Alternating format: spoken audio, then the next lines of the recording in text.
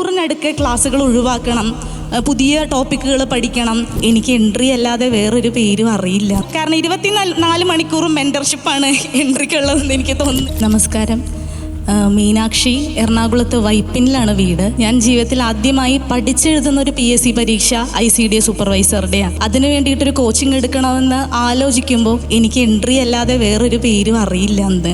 അതുമാത്രമല്ല, ICDSൻ്റെ 5ാമത്തെ ബാച്ചിലായിരുന്നു ഞാൻ ജോയിൻ ചെയ്തത്. ഞങ്ങളുടെ മെൻറ്റർ ബെറ്റി മിസ്സാണ്. ഞാൻ വിചാരിച്ചിട്ടുണ്ട് 24 മണിക്കൂർ ഞങ്ങൾ മിസ്സിനോട് പറയും, ഈ ലൈവ് ക്ലാസ് പോരാ, കുറച്ചുകൂടി ആവശ്യമുണ്ട്. ഈ മിസ് എവിടെ നിന്നാണ് ഈ മെൻ്റൽ ഹെൽത്തിന് തെറാപ്പി എടുക്കണതെന്ന് എനിക്കറിയില്ല. അത്രമാത്രം ഞങ്ങൾ ഇത് റെക്ടിഫൈ ചെയ്തിട്ടില്ല. ക്ലാസ്സുകൾ പോരാ, ഇനി വേണം. ഒത്തിരിയധികം ബുദ്ധിമുട്ടുകളിൽ നിന്നിട്ട് 1.5 വർഷത്തോളം ഞങ്ങൾ പഠിച്ചു. അതിനുശേഷം കൺഫർമേഷൻ വരുമ്പോഴാണ് പുതിയ സിലബസാണ്.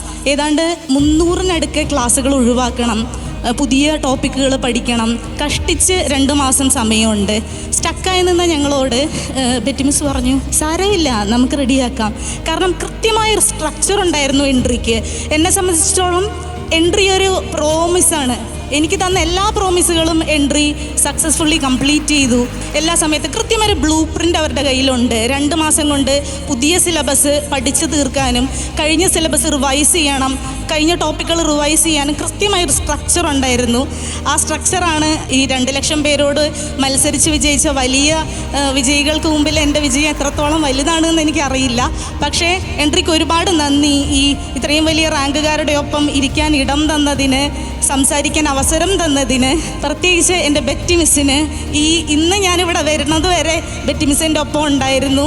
കാരണം 24 മണിക്കൂറും മെൻറ്റർഷിപ്പാണ് എൻട്രിക്കുള്ളതെന്ന് എനിക്ക് തോന്നുന്നു. എപ്പോൾ വിളിച്ചാലും അവൈലബിളാണ്.